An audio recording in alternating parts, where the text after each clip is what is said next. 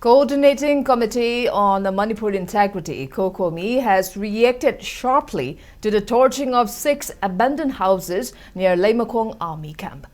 Cocomi termed the incident a deliberate attempt to give a dangerous new dimension to the ongoing crisis, alleging that it is a part of a larger proxy war.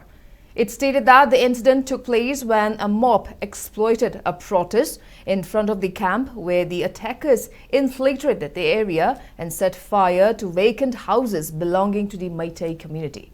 Sekmai MLA Haikam Dingo strongly condemned the incident, stating that the destruction was a direct result of the army's sheer negligence. He urged the state government to take the matter seriously and fix strict accountability on the personnel who failed to discharge their duties.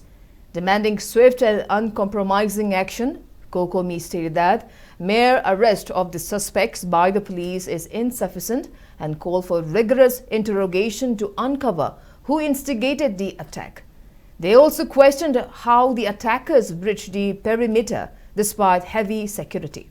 Local bodies raised serious questions about the operational conduct of the central forces, alleging that they remain passive onlookers as the houses burned.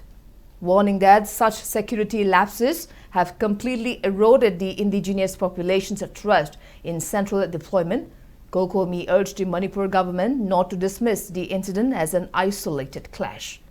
Cocomi further demanded an immediate high-level inquiry to expose the complete sequence of events.